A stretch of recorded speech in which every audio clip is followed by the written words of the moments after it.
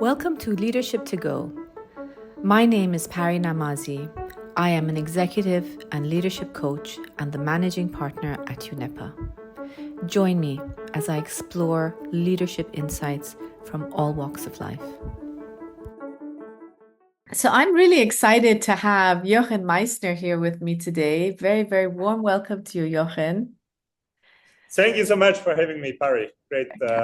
It's pleasure is on my side. Yes. a pleasure. And this is our interview for Leadership to Go. And Leadership to Go is it's a space, it's a podcast, it's somewhere that we interview leaders from all walks of life to tell and share your story so that we can learn from each other and learn from each other's experiences, which I think is so precious and so valuable in our world. And I'll do a short introduction to Jochen. Jochen, you and I have just recently met.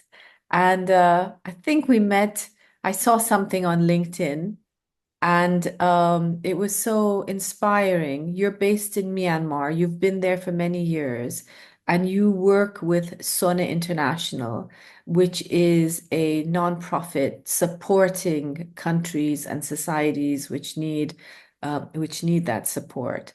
And you'll tell us more about that. You're a social entrepreneur. You've also set up your own company, which is called Uncharted Horizons, and you'll tell us a little bit about that.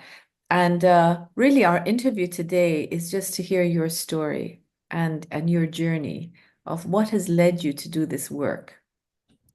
So again, a very warm welcome.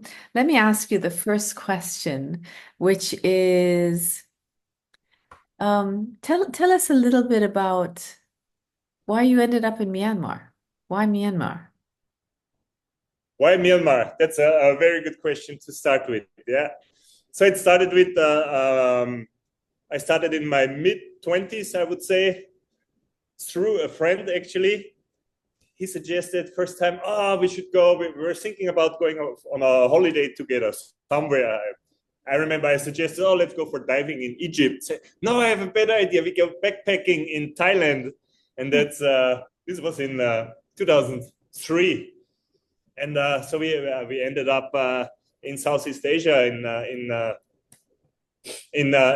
January 2004, like more than 20 years ago, was my first touchdown in the area, and we liked it so much, so we started exploring around like Cambodia and Laos, and I was also on a very short day return trip in Myanmar already in 2004.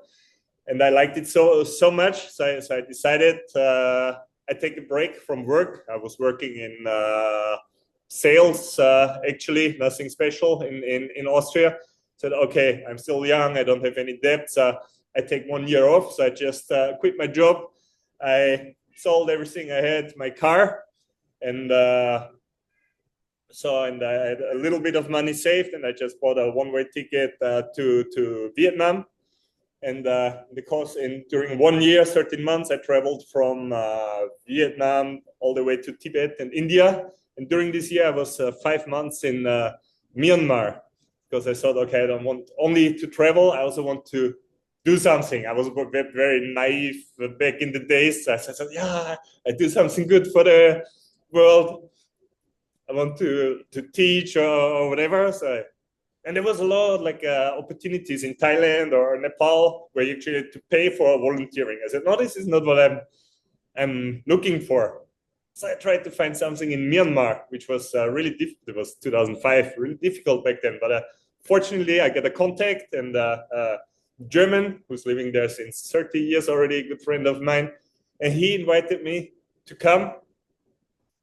And then I was for 2 different projects. I was teaching English and German, and I had the chance to travel another month in Myanmar back in 2006, and that's when I fell in love with the country and the people here, the culture, like no other countries. There's other countries I really like Nepal or Cambodia, but there was no country like Myanmar. It was Why? and sorry. And what made it special? What made it different? What attracted Myanmar specifically?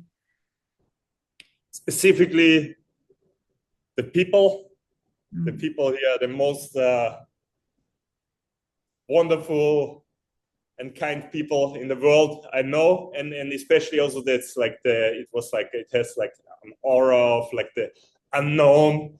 Like mm, Thailand is a very world famous tourist destination. Myanmar back then, as it is now again, was a military dictatorship. Like only very few people went there. Very little was known about Myanmar.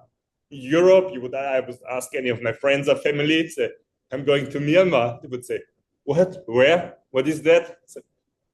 So and it was I arrived there and it was like so fascinating.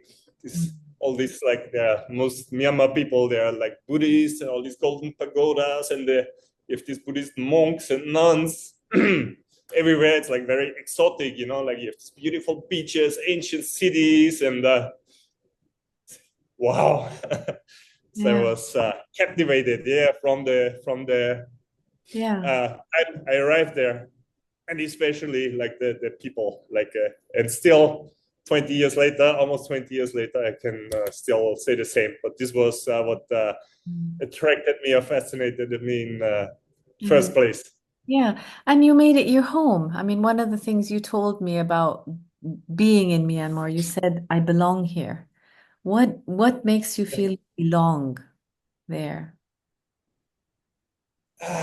Yeah, I mean, I was fortunate enough to be born and grow up in Austria, very safe, very rich country. But I don't know, I never had because my mom is Dutch, and told you my father has actually also a refugee Mm, history, like from.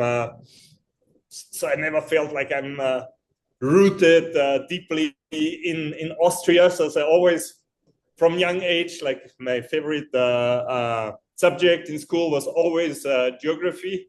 mm, There was always like when I received my first atlas. Now I was like fascinated, like about all like South America, and oh, I want to go there everywhere. So I was always drawn like to mm, the big wide, big world outside of small town Austria, where I grew up. Nothing wrong with that. So I really had a very nice childhood, and was like small town Austria upbringing. But mm. I was always and my parents, fortunately, they were also very much into traveling. Like as soon as the Iron Curtain fell, like in 1989, 90, we went to Hungary, to Czech Republic, to here and there. My father, he saved for several years. In 1994, when it was so crazy expensive, we flew to Australia to visit my uncle who has emigrated there. So it started as when I was 14, 15.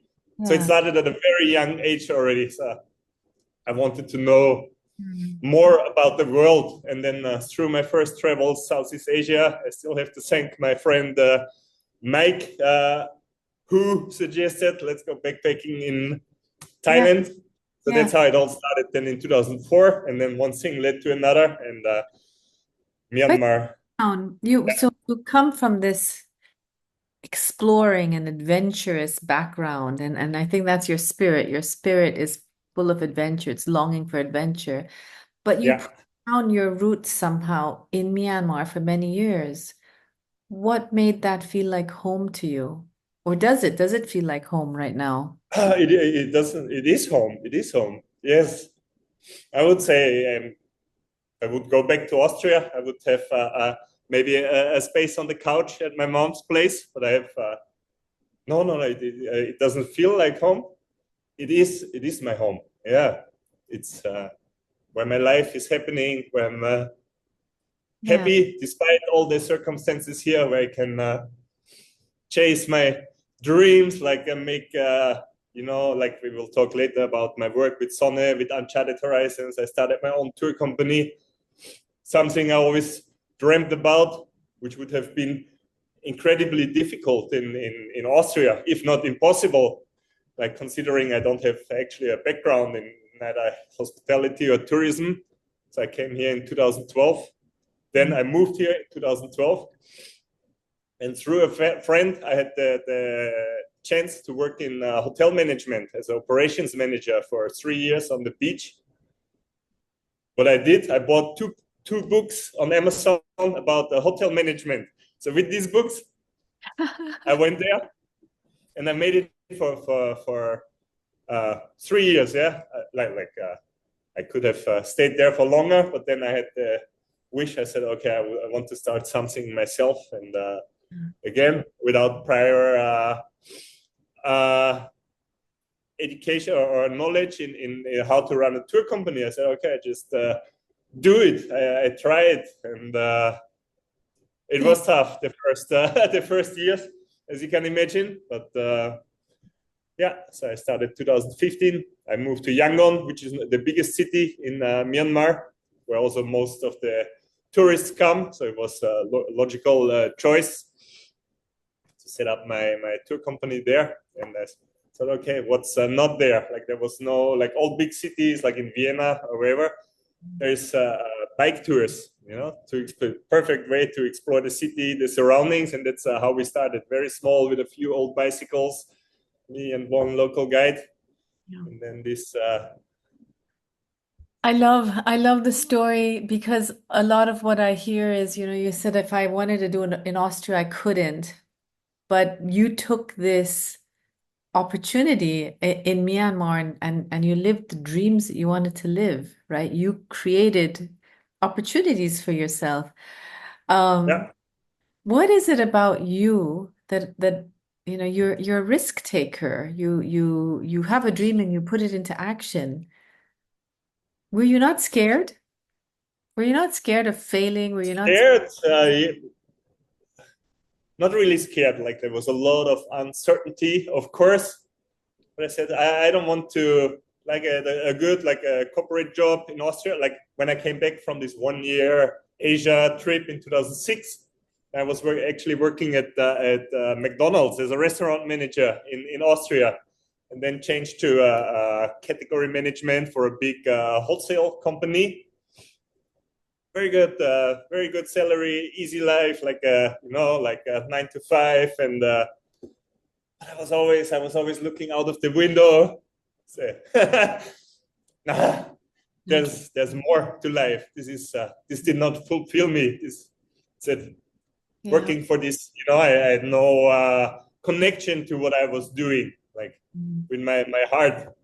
I always said I was not exactly sure. I could not put it into words what I really wanted. I said there must be something else.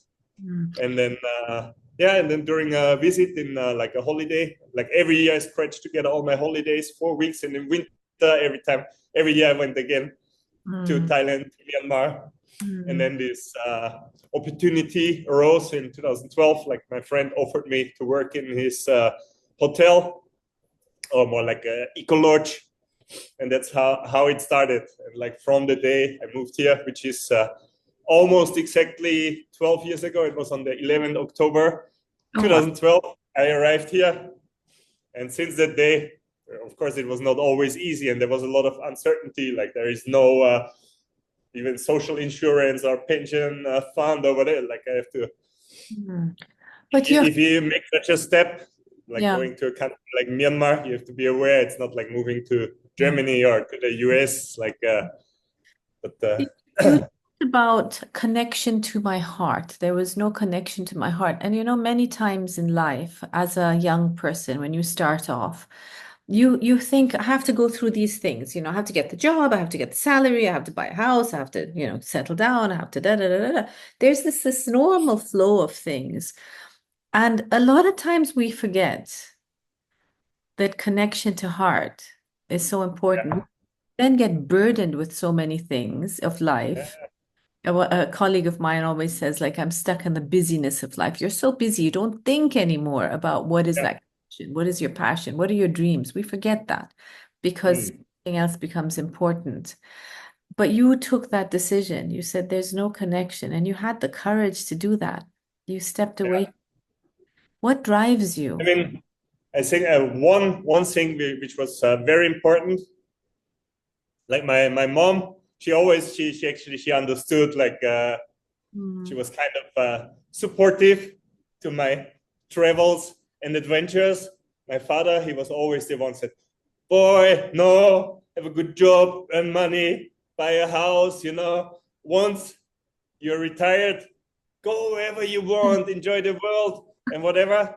And then my father, he was 59. He was diagnosed with cancer. He had went through 2 years of chemotherapy. When he was 62, he was dead, and all his plans to travel and so on. Sorry, it's I'm okay. I'm okay. Okay, I So, can. and this was really what's 100%. This was the sign for me. Said life is now. It's happening now. Not not in. Sorry. I'm okay. I'm okay. Not in 30 years when I'm retired. So this was the sign I needed. And I just said it was in 2011. I said one more year because didn't want to leave my mom alone in that time. But then 1 year later, I said, "Mom, sorry, I was 34." I said, "Okay, Yeah. Jochen, I'm gone." thank you for sharing that story with us. And I feel the emotion as well. So, Yeah, and it's a very moving story because live now, this is a yeah, message we all really, we forget that it is, yeah, we have one life and we have to live with the impact that we yeah, believe. And I love that yeah, you connection to heart. I think that's very powerful. yeah, Let me take you to this. I know you followed your dream. Tell us a yeah. little bit about Sonne and tell us a little bit about Uncharted Horizons. What Yeah. called you to do that? Yeah. Like Uncharted Horizons, as I mentioned before, in the first years in Myanmar, I was working in hotel management, and I already started. Like the owner of the hotel, he was a friend of mine, and I had the idea, so I'm a passionate, I love all kinds of sports, adventures. Like in Austria, every weekend I was in the mountains, climbing, hiking, mountain biking, doing all kinds of crazy stuff, breaking my legs, and so I brought when I moved to Myanmar, I brought my mountain bike with me just to be like be able to move around on my days off. I always jumped on my bike and I explored like these beaches in Myanmar. Nice, but people they just go there, they're on the beach, they maybe go for snorkeling. That's it. So I went just to the hinterland and see, and it was like so beautiful, like all these villages, like going back in time. And Mm. as I said, like the people so wonderful, friendly, welcoming. So I love this so much. So this is when I had the idea. Oh, I should offer this to our guests, like which was mostly European American tourists. This was when tourism just kicked off in Myanmar. 2012 to 2019 was our golden years. So I scratched together some money and I bought 8 mountain bikes, and I trained two local friends of mine, like who were also there, and so we started just offering tours to our guests, and it's really wow, the feedback was amazing. Like everyone loved it, and first it was just our small hotel, and then all the big resorts from all the whole town there, they started sending us the guests. So this became like a proper business. Like, and I still had my job as operation manager in the hotel. And so then I had the idea. Okay, like there was like really this was like Wild West, or you could do, if you had a good idea, you could anything. Like people were coming into Myanmar with Yeah, all kinds of ideas. Like it was like really like bit like Wild West, like also some shady characters. But yeah, so I thought, okay, now is the time. I will risk it. And I met a British Myanmar couple who were guests in the hotel I was working at. And I told them about the idea. And they said, wow, amazing. Actually, we have a tour company license, but we don't use it. So Wow. let's do that. Wow. We run all kind of other business. So we have this tour company license, but we're not doing anything with it. So, okay. It's like when you put that out to the universe, right? The universe Yeah, responds. Amazing, amazing. exactly. So, and this was then in January 2015. I moved to Yangon and I started the first 6 months. I was like a madman cycling all around. Like Yangon is a city of 6 million. Like it's huge. But the surrounding countryside, it's all rice fields, villages, rivers, like really beautiful. So I started setting up also without any prior experience, but doing a lot of research, what are other tour companies doing, like in Thailand, or just get some ideas. So I started writing programs, itineraries, sent them out to other DMCs, tour companies. And suddenly I got Wow. some response, and so I posted first marketing approach was just on Facebook, and then we started with a small homepage, and suddenly, like slowly, we gained momentum, and then first 2015, 16 was really hard, like hardly surviving. But then 2018, 17, 18, 19, we were very lucky. 2016, Lonely Planet. I'm sure you know, like, they came to Myanmar to do research for the new edition of the Myanmar Lonely Planet. And a friend of mine, also tour operator in Yangon, maybe he sees the video. Edwin, thank you so much. So he sent, he was already well established. And this Lonely Planet author, he came to him. He said, you should see this Austrian guy, Jochen. He's doing some cool stuff. So we ended up in the 2017 edition. I took this author, this writer, then on a tour, and he loved it. So we ended up as top choice for activities in Yangon. And that's what really helped us to kick off. And then we started with trekking in the most remote areas, like along the border to India, which is super beautiful, like really untouched areas, which are very hard to find, like in other parts of Asia or anywhere, like very remote villages, mountains, beautiful. It's called Chin State, which is still like, I love Myanmar, but Chin State, it's like a small part of Myanmar, but like the Jochen, I know we only have half an hour for our interview, and I know sorry. there's so many wonderful things. I mean, you and I were talking about this before. So Jochen and I were he was, you were telling me that I get very passionate about what I do, and I'm going to talk a lot, so you have to stop me. And I love the stories, and I think there's so much value in it. So I'm giving this, to our listeners. Uncharted Horizons. I will, of course, put Jochen's information, get in touch with him. I would love to come. I'm not much of a cycler. Always welcome, but please wait a bit until nowadays the situation, it's really we're still in a civil war, and like everything is Exactly, it's not very conducive. even I'm a tour operator, and obviously it's in my very own interest to have tourists here. Like I suggest everyone to wait and not to come to Myanmar these days. Yeah, I'll ask you in a minute about that, about the situation. But I'd love also for you to tell us a little bit about your work with SONNE International. And I would ask to keep it short because I have questions that I'd love to ask you. So SONNE International, you do a lot of good work supporting the communities. Tell us a little bit about that and how that impacts you. Yeah. SONNE International is Austrian NGO, like based in Vienna. It's very small, like there's only 5-6 people in Austria, only 2 full-time. And they operate in Ethiopia, India, Bangladesh, and Myanmar. Education and healthcare for marginalized communities already since more than 20 years.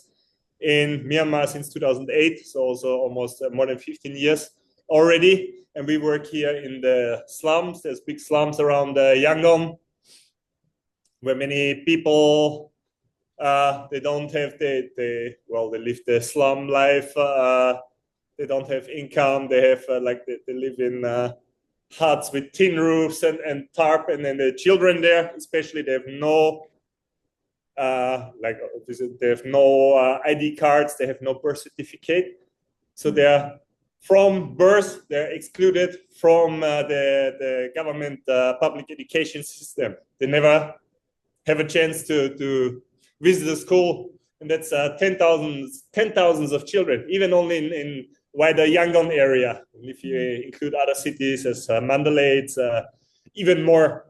So, and that's where we work. We have 4 daycare centers where we have where we offer. So we find these children literally on the streets, like they have to work, they have to collect plastic or other kinds of like empty cans and bottles, which they can sell for a few cents, so they can generate some income for their family. So, and these children, some as young as 5 years old. So we have social workers. We have a team of 20 social workers and teachers. So we find these children. We talk to the parents, of course. Some, if there are parents, some are even orphans, like even worse. And then so we offer them non-formal education. We have more than 300 children in our centers, aged between 6 and 14.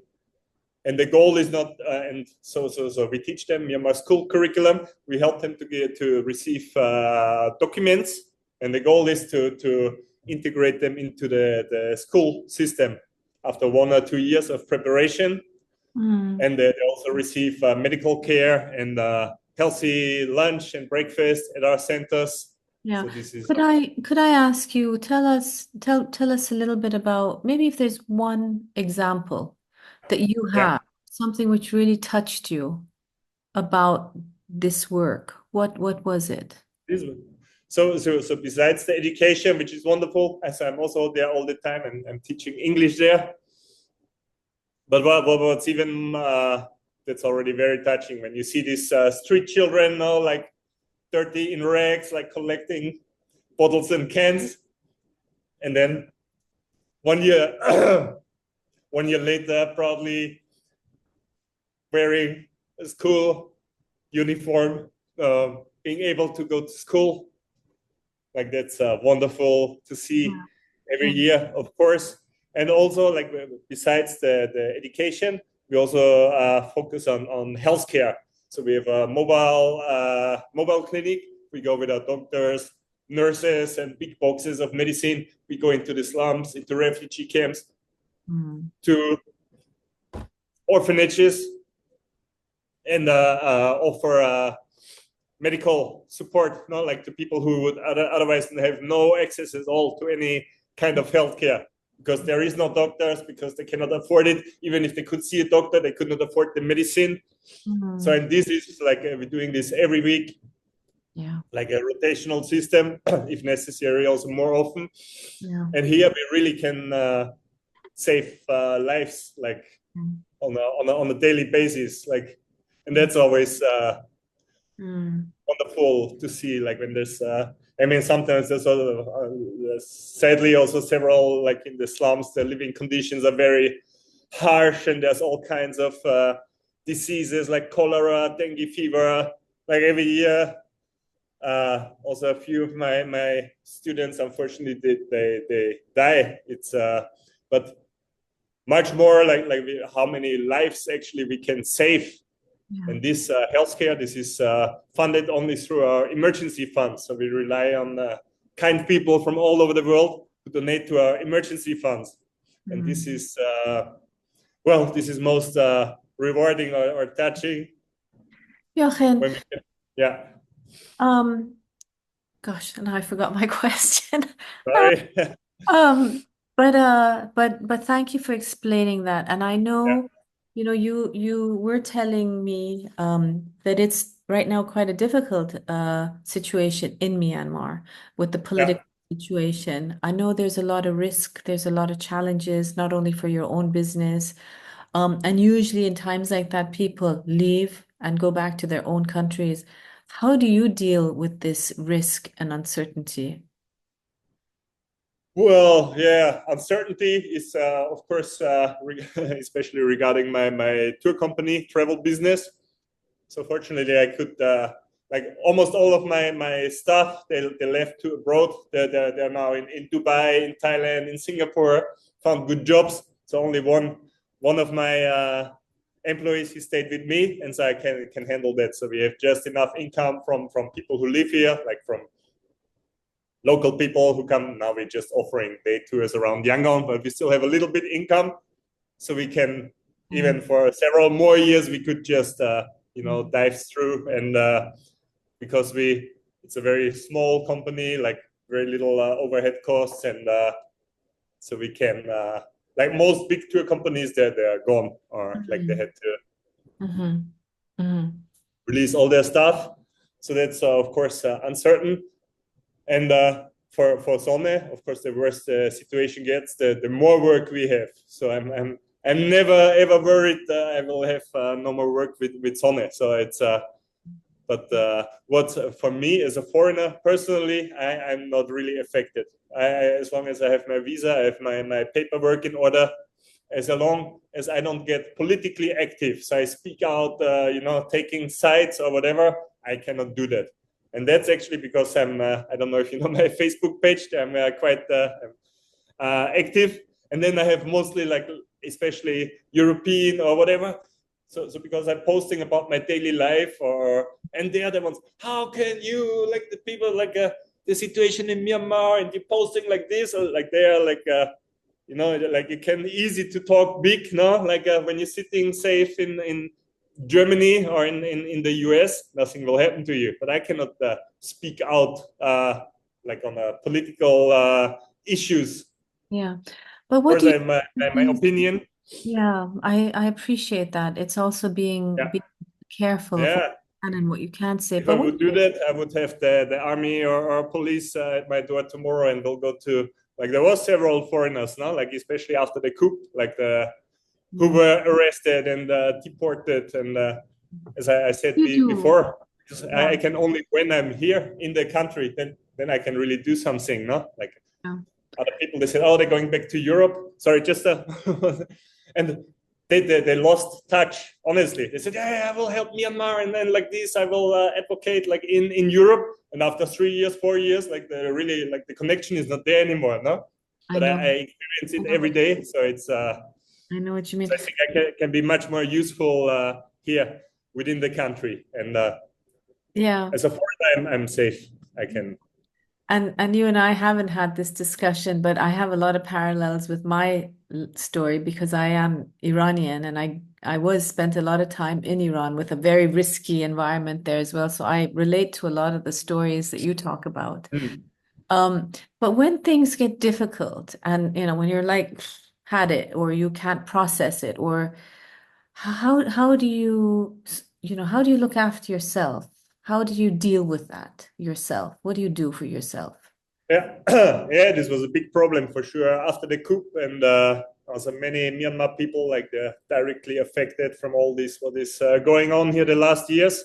And for myself, I also like fortunately I caught myself say, oh, I'm really going down this like this path of like becoming depressive and helpless, or like and what really helped me the most is, as I said before, I'm a very active person. I always say I'm like a dog. Like I need every day I need to go out. Like I go running, I go mountain biking, I do. So this helps me a lot. Nature and spending time going out in the villages. Like meeting people. And Yeah. also, since I came first time to Myanmar, I was very interested in Buddhism, and I started like already in 2009, even in Austria, with Vipassana, with Buddhist mindfulness meditation, or Mm. which is actually open. It is non-religious. It's open to everyone can practice it. If you're a Christian or Muslim or whatever. So it's Vipassana, and it's the old ancient mindfulness. So really, you just focus on be mindful. Takes too long to explain this now. And this, like every day, like 20 minutes, half an hour, and this helps me a lot, like to To calm ground. down, like not to panic, like then to Yeah. focus really like on what's really important, like Yeah. And the third thing is, which I started only like 2 years ago, is like I do a daily diary. Like I sit down for like half an hour or more, and I just type like crazy, like everything, like a brain dump, you know. And like in the beginning, it was very super messy, but now it's like really, Yeah. wow, I'm really looking forward all day already in the evening to sit down I and love it. just write everything down, you know, put it from my brain, from my mind into the Your MacBook. wonderful practices. So, I mean, for a lot of the leaders who I work with, they usually Yeah. have exercise. Not many of them have a mindfulness practice or a meditative practice. Very few have journaling. So I think these three tips that you've given us are fantastic. Thank you for that. Yeah. Um, I think two final questions. One is when you look at your life and everything that you've achieved, if you look back at it, what would you do different? Probably, well, I'm just uh, what would I do different? I'm not sure. If I would have done, I told you I was a horrible student at school. I was kicked out of school. Like I did Handelsakademie, like a commercial high school. I was kicked out when I was 17. I even had to repeat classes twice. Like I was like really horrible student. And only in my 20s then I started. No, I did my high school exam and so on. I never made it to university. And yeah, probably, like I said, like I would really, and I hope I still can do that. Like I'm very interested in architecture, geography, psychology. Like I'm reading books like crazy.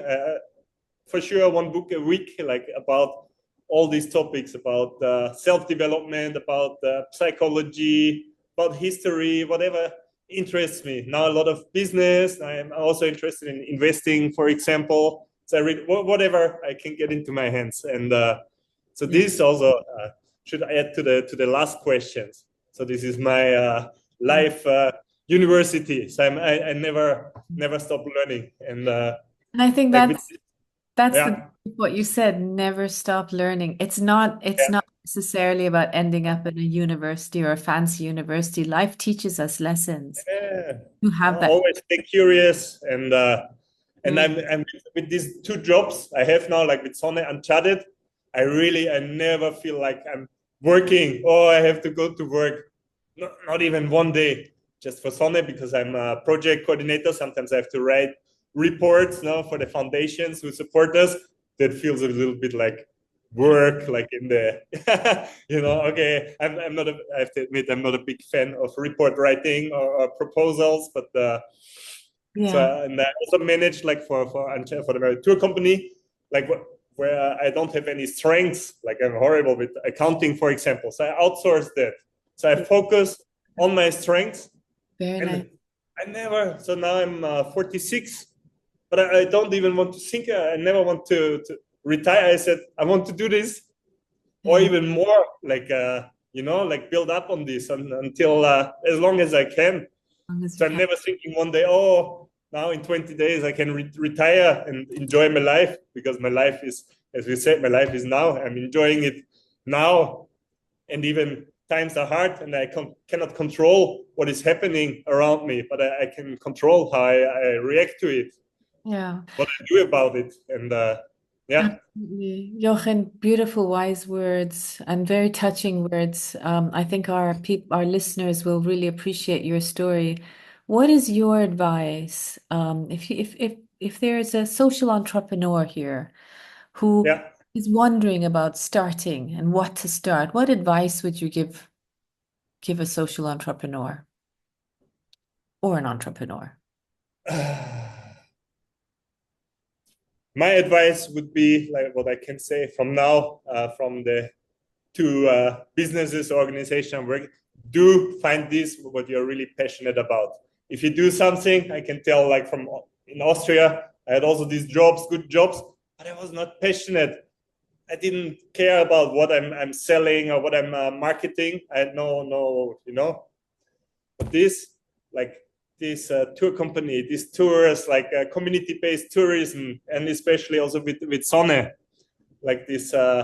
social and letting the world know about what is happening there. Like this is what I'm really passionate about, what I really loved. And like people like you, for example, like if I would sit at the office in I don't know, in Linz, and you would not be interested in asking, hey, what are you doing there? Like You never know. You never yeah, know. I maybe. might have found you there too. No, but this is find your passion, and then probably the book Blue Ocean Strategy. This was also very good. Like find your niche. No, Yeah. I found the tour company. I did what no one else was offering before, so I didn't start competing with the big established companies. I offered these tours in new areas, like what was not there. I created something from nothing, basically, Well done. uh, And with a it's, lot of passion added and love and yeah, for the business, for the people, and then well, so it yeah. worked out. It's really a beautiful story. I'm very happy to have met you, and I am looking forward to seeing you when you do visit Vienna this Christmas.